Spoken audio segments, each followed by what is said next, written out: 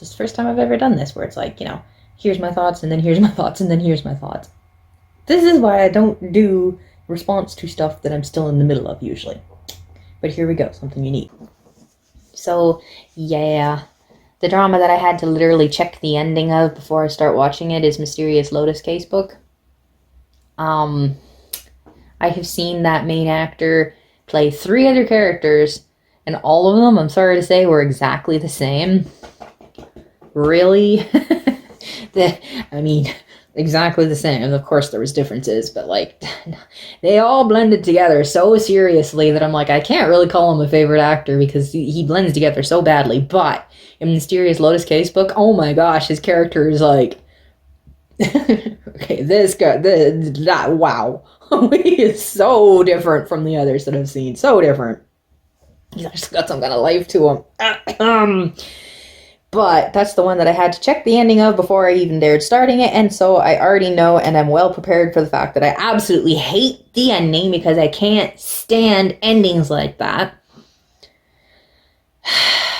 But I'm still watching the drama anyway because I want to watch something. The problem is that it's one of those typical ones where it's like, here's a story, here's a story, here's a story, here's a story, because it's Casebook, the detectives solving mysteries. So there's an actual overarching story, but it's like, basically put that on hold while we deal with this. And then kind of go, and then we put it on hold while we deal with this. And then kind of on hold while we deal with this. And those kind of dramas is like episodic dramas, where it's like episodic arcs, where they're interesting and can be fun. And most detective stories are like that.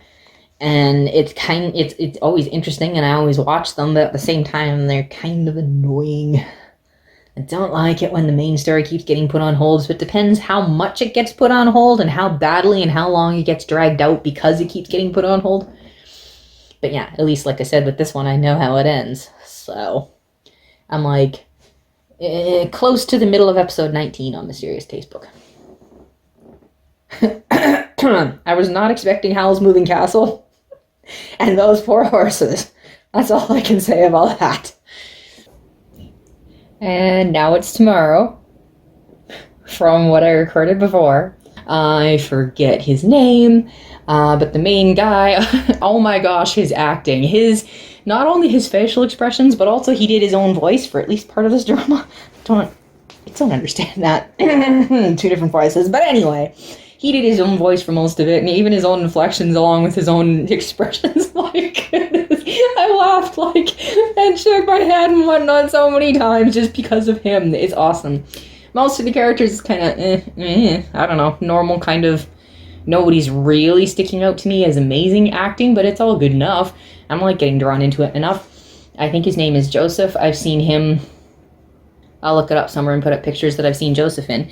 And then I forget this guy's name. I've only seen him in one other thing. Now I forget what it is. And it might be something that I dropped. I'll have to put up things for that too. But, yes, this is where I am currently paused. And all of a sudden I'm doing this because I'm cooking food at the same time and all of a sudden decided I had to turn on this. And it's because I made a comment at the beginning of this drama. I looked at my cat who was looking at me and went, yeah, I just thought it and said it, and they went ahead and did it.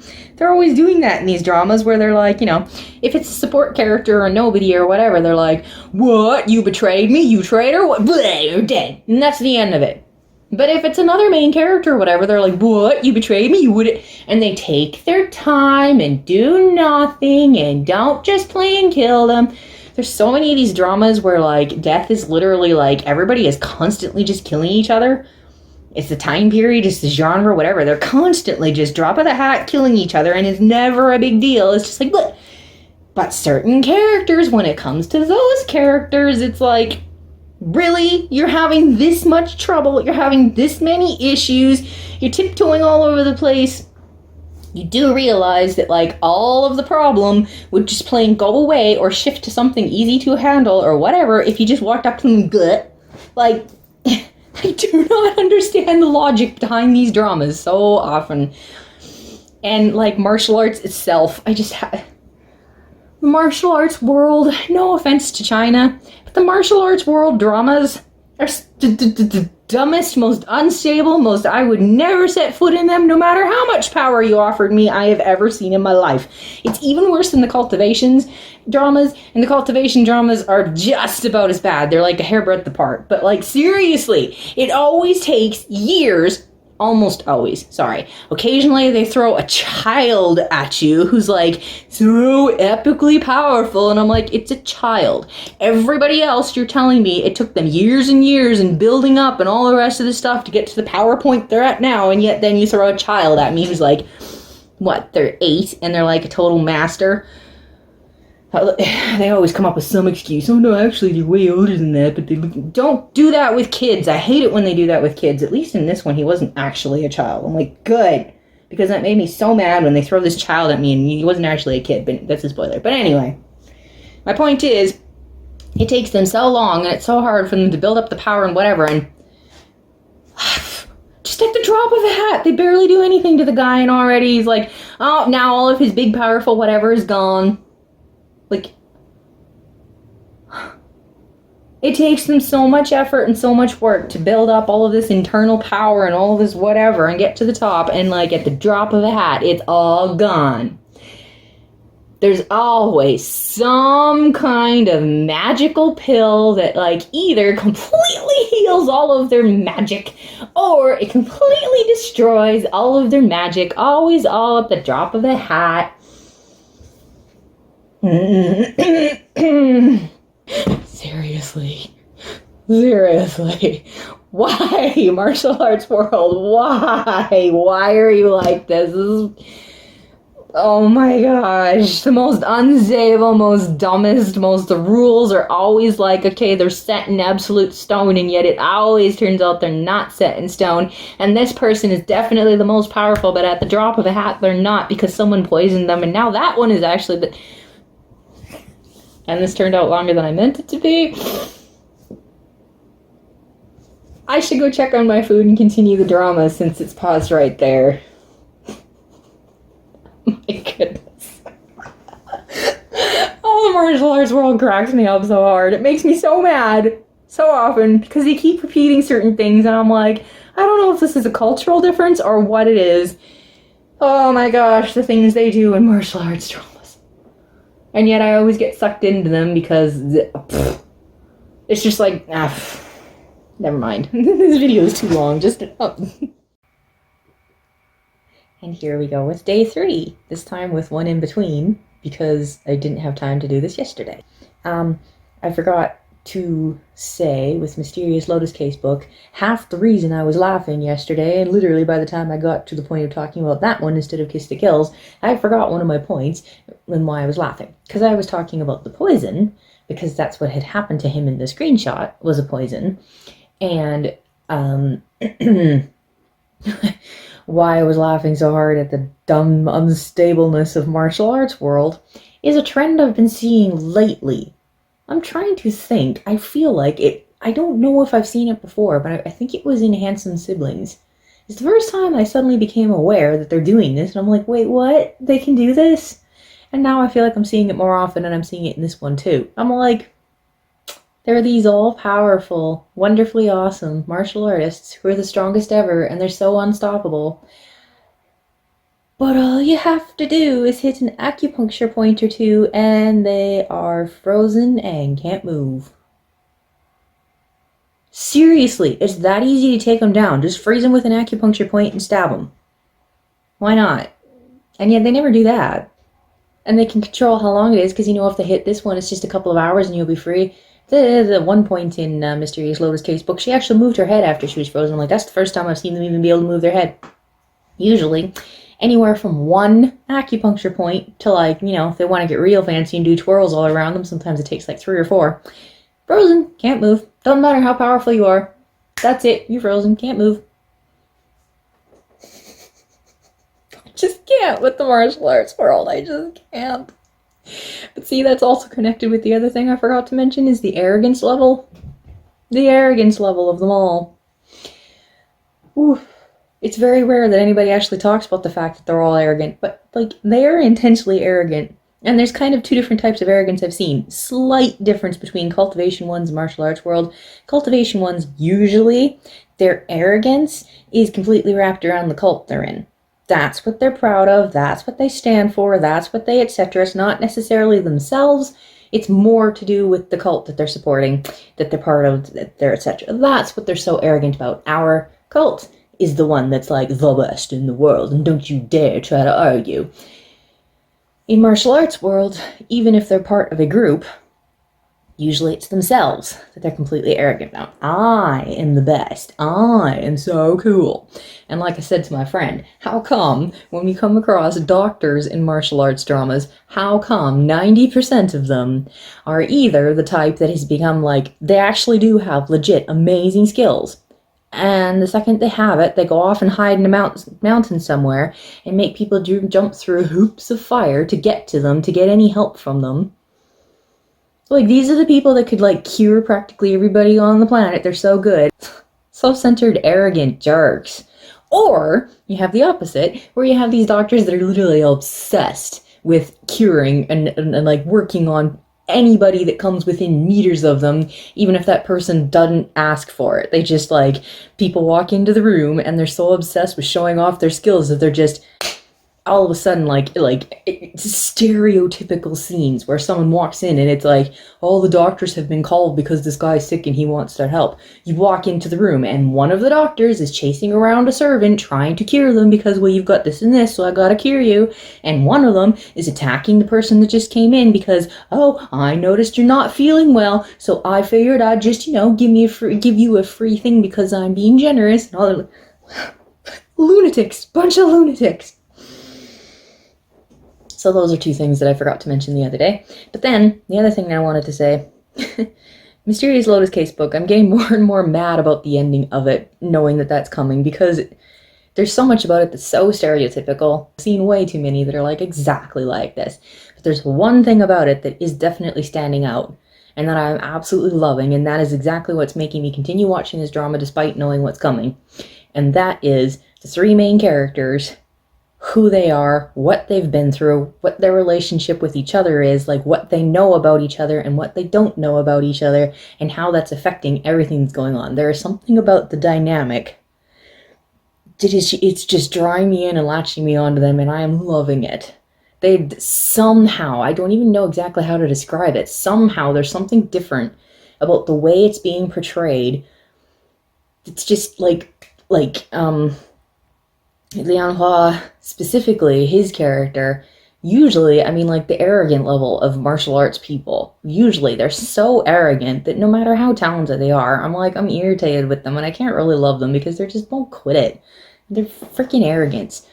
But him, he went through something in the past that actually crushed him, and he actually learned a lesson from it. And he's so different now, and it's not even necessarily like, sometimes you're like, okay, the only reason they changed is because now they're dying and they know there's no point in whatever, so they just like gave up. When people say power corrupts, and I don't think that's quite right. It's not the power itself is corrupting, because power doesn't have a will. It can't control you to do stuff. It's more like it gives you the opportunity to do something that you didn't have the opportunity to do before because you didn't have the power to pull it off. Now you do. So it's stuff like that. And it's kind of almost like Lianhua realized that it's not good for him to have that power, because he has a type of personality that his head swells and he starts doing stuff, and it's not healthy for him or anybody around him. And it's like he decided just to like step away from it all because he realizes it's not good for him, so just back away. That's kind of what it almost feels like. And it's like, there's something about him that it's like, it's the opposite. The thing is, everybody else is so incredibly arrogant. He has become humbled. It feels like he has an actual genuine humbleness now because he's realized how bad it was when he was that proud. And it's like, I love how in so many dramas they claim that someone is powerful and then something knocks them off their feet and all of a sudden they're the most pathetic, and it's like, were you ever actually that powerful? Or was this drama just lying to me the whole time? Because it doesn't feel like you were actually ever that powerful. With him, it is proven multiple times that he really was that powerful, and not only was he that powerful, even though he's in the position he is now, he still has so much power. What he can do right now proves how much power he used to have, because he can still do this much. Plus, even though he's been brought down to here in this area, he has learned to bring himself up here in all of these other areas. His brain and the intelligence, they keep calling him a sly fox, but like, he's so smart, and it is so cool that he found a different way to be, like, to do something in his own life and even for the world and all this stuff. Like, he has an amazing brain, and it's like, he didn't just, even though he kind of gave up because he's just letting himself die, at the same time, it's not really gave up because he did something with his life for the past 10 years. He learned stuff. He didn't just let this crush him and just let his life go away and do nothing with it for 10 years. He found stuff to do, and he learned stuff, and he grew. He didn't just plain give up and die in a corner or like whatever. It's like, to me, it's wow. It's so cool, and that lends so much strength to his character and to the dynamic of everything going on. And I personally just love how these two know what's going on and he doesn't, and it's like creates all this funniness. And then it's like really dumb that like Fei got poisoned and his power got taken away, but at the same time, it's like, it's kind of a dumb, convenient little trick to make him have amnesia. But at the same time, that's what they use to make it possible for these three to do stuff together, because Fei would never have done that if he still had his memory. So you want to make them have the group dynamic. Well, that's how they did it, is give him amnesia. And then the fact he has amnesia, I was laughing so hard during that one arc when he kept like popping up out of absolutely nowhere.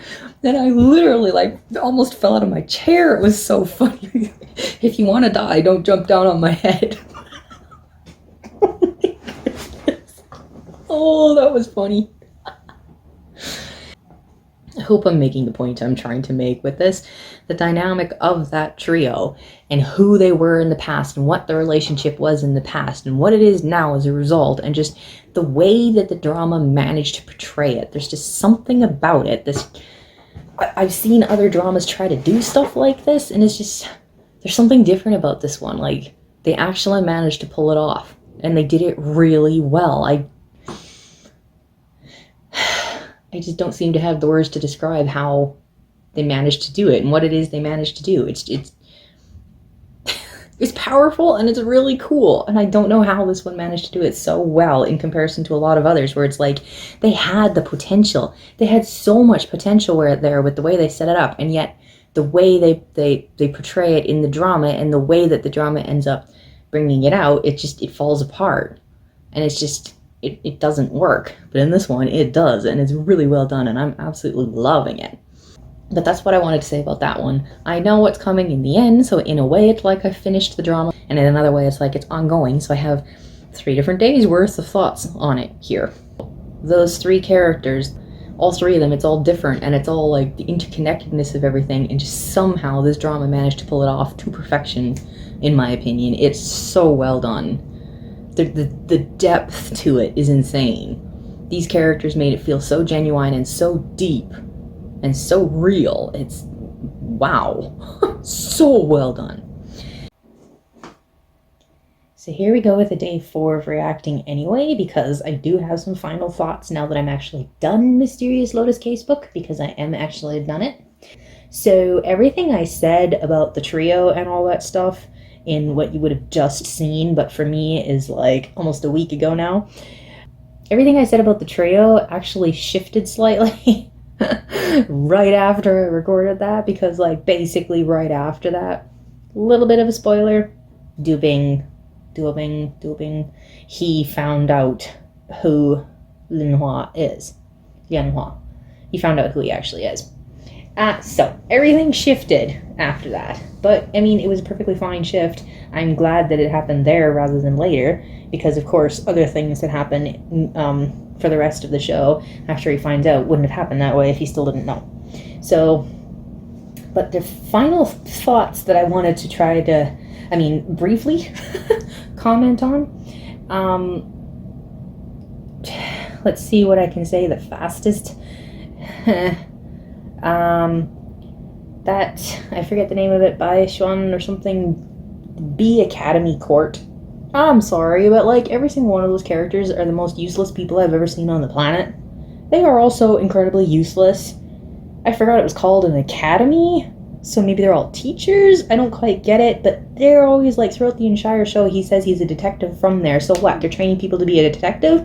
The only case I see them handle in this entire drama, like anytime they do anything, they pretty much do nothing throughout the entire drama. We see them fight once, and they're creamed because they're up against FeiSheng. And there's only one case that you actually see them handle, and they botch it so badly, it's like the most mangle of all mangles you could ever get.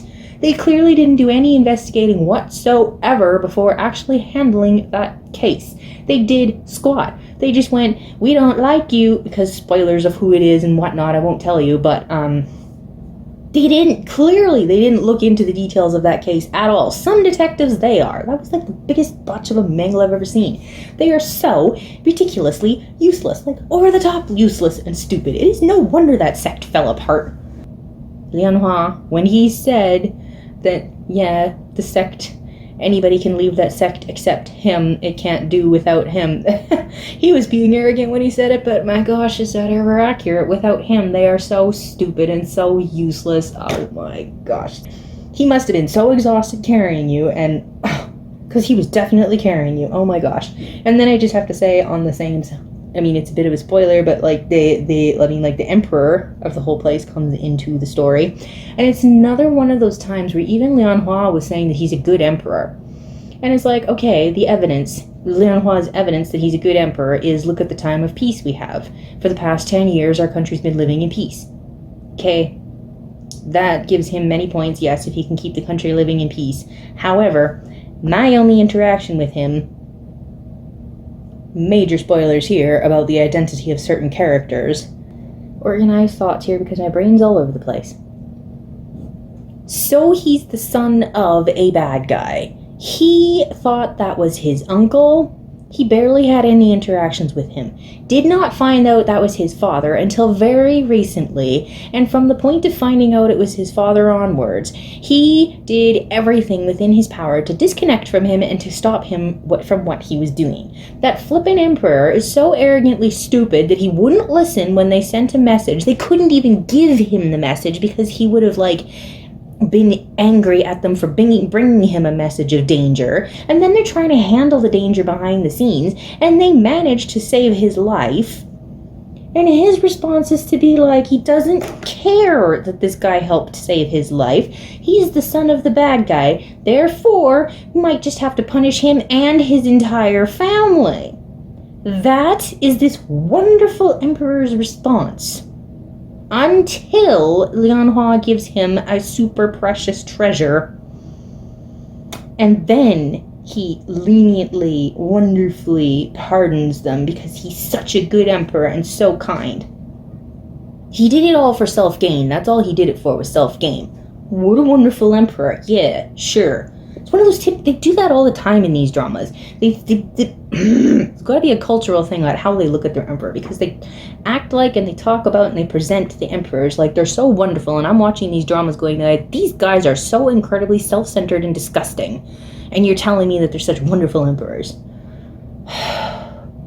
You only do any good when you get self-gain out of it somehow. I was so mad at that emperor, especially if I sound like I'm really, really mad. I kind of really, really am, because it's another one of those things that's also tied to the fact that Lianhua himself, it only had a 30% chance of saving me, so I figured I'd better give it to somebody else that would have a better chance of saving, rather than wasting it on me. My word, when stories just find all the convenient ways, even the other character that he ended up saving his life, when Lianhua himself said, it's not that I don't care about my life. That was hard-hitting when he said that and what he was saying there. But I'm like, I so saw that coming. They just had to do that and that with these two characters, so that because of the personality he has and what he's been doing for the past 10 years, I mean, it shows something even deeper and even more genuine about his character, that he's willing to do that for them. But I'm like, talk about flippin' plot devices that they always conveniently throw in there so that they can end it with a... And yeah, that whole ending, this ending actually was even more irritating than I realized. And I mean irritating. It was incredibly irritating. It was actually so irritating that I didn't have time to get upset. I was just so flippin' irritated.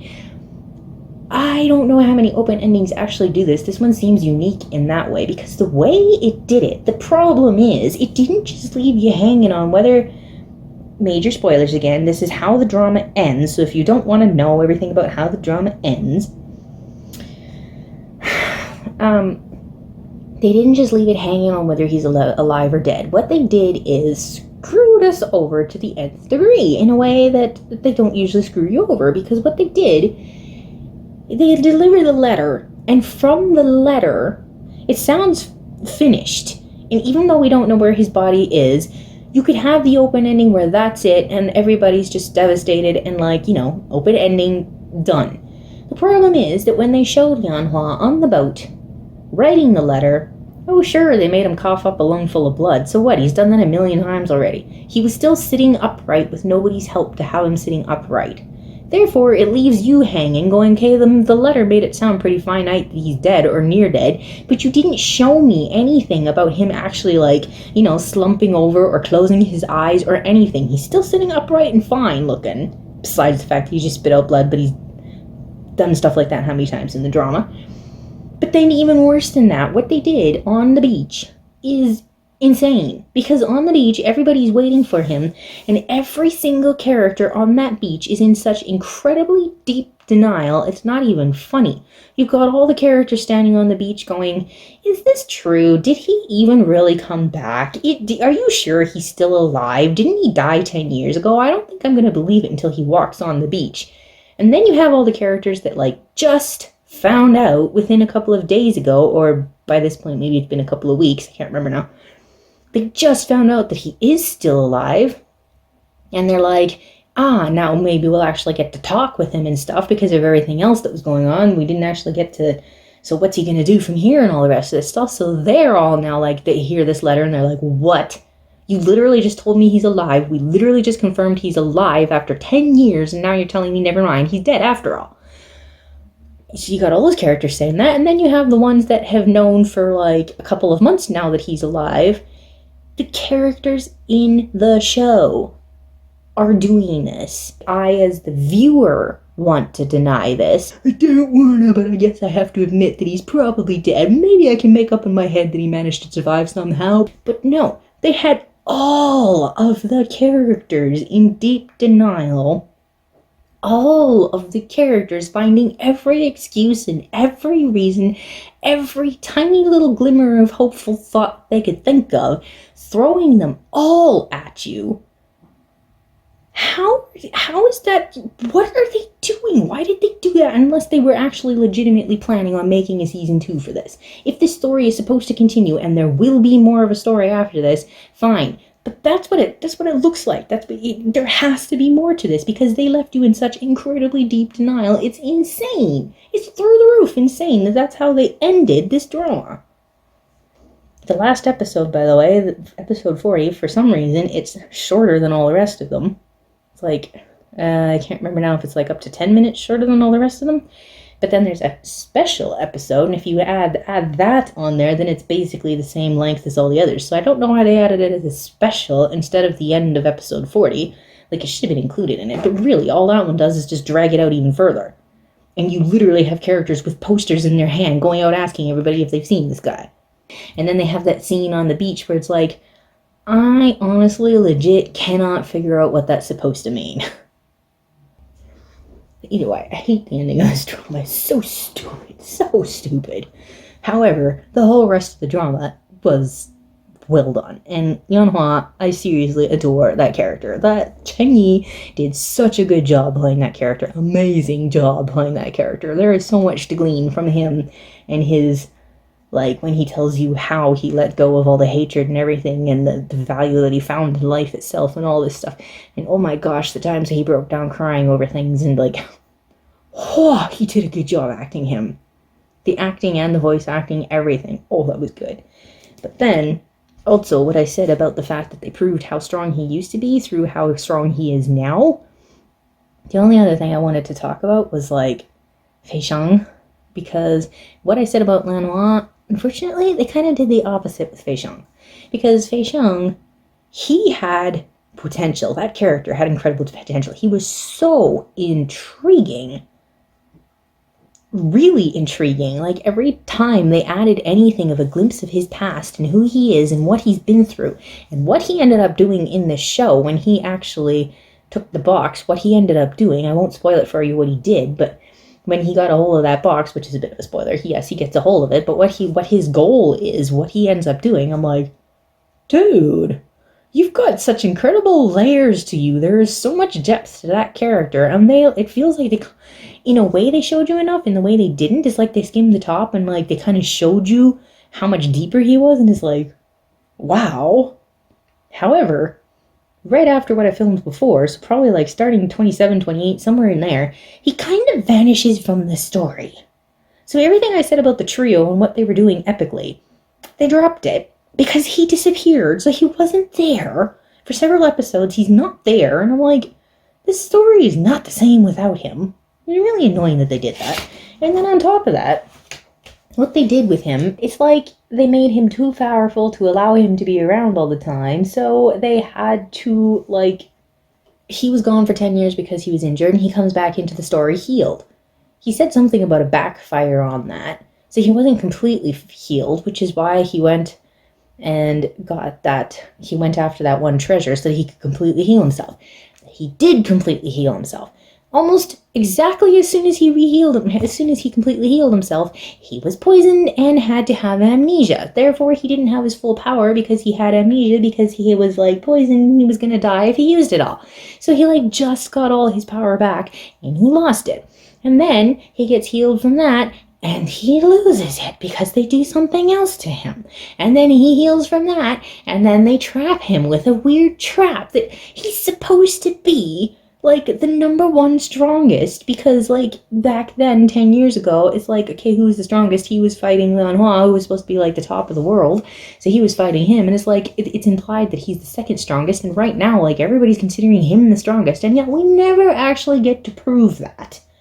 Because then too, he fights, there's one scene where he's fighting against these two guys that, like, I can't remember where, but I'm pretty sure somebody else was fighting against them. Maybe it's after that he fights against them, and it's like, he didn't have nearly as much trouble as FeiSheng has, and I'm like, he's one of those typical characters where you tell me that he's up there. That's why he was brought down here. Some of those cases, it's like, okay, that works. It was kind of a little convenient and irritating, but it works. But other times I'm like, you're just insulting him now. Like at the point when he gets completely taken down and vanishes from the story, I have to go and watch her, the bad guy, throughout how much of this drama. I keep having to go and watch her, bleh. And then as soon as she has her hands on him, literally vanishes. We don't even see her anymore, so I have no idea what's going on with him. I have no idea what's happening. I have no idea if he's okay. It was so annoying that he kept getting deleted from the story and brought down by weird things that I'm like, you keep claiming it's because he was poisoned or something, but this is getting more and more and more pathetic, therefore more and more and more irritating. Because yes, he's one of those characters where he's kind of a bad guy, kind of not. He's one of those people where, because of the world they live in, literally everybody is killing everybody at the drop of a hat. It's like, who are you actually killing?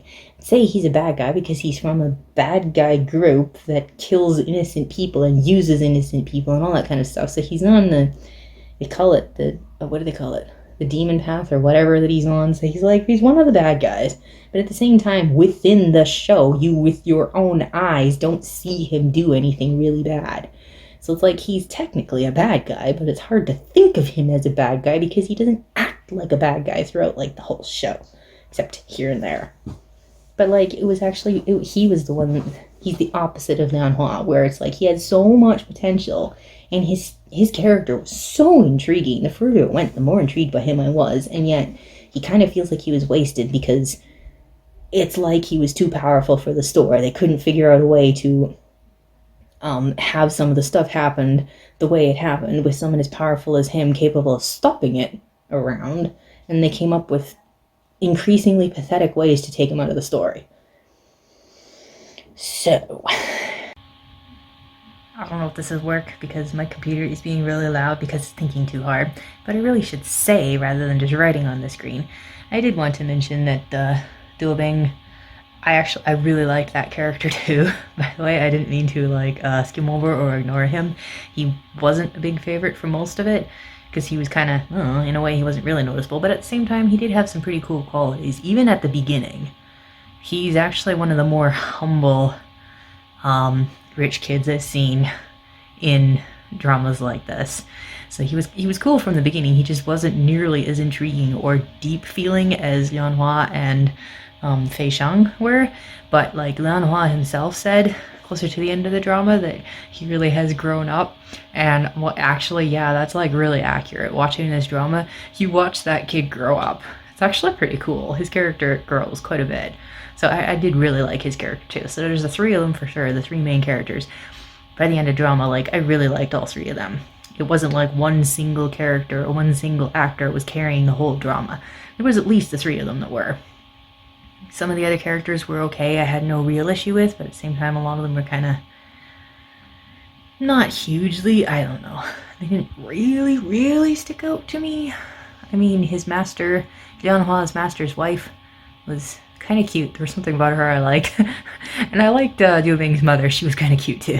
But I don't know. Anyway, just adding that in there too with this awkward angle because I'm trying to keep it away from my computer because my computer is really loud right now. So I hope you can hear me better than the computer. Anyway, this video is strange. So that is my kind of wrap-up thoughts. I'm sure there's more that I could say, but at this moment, recording that now took longer than everything else that I've recorded about this. So we're gonna see what happens when I edit it, and then I'm gonna put it up. My final complete wrap-up thoughts. I'm watching this show again. I don't know exactly how far I'll make it watching it by myself, but it's a good show. It is well worth it, even though I hate the ending. So, now that my sister's making noise out in the kitchen, I don't know if you can hear her or not, I'm going to stop there because I didn't want to ramble on for the nth degree. I just want to get this done and get this up. So, hope you found that interesting. If you've seen that drama, let me know what you think in the comments below. Thanks for watching. Bye.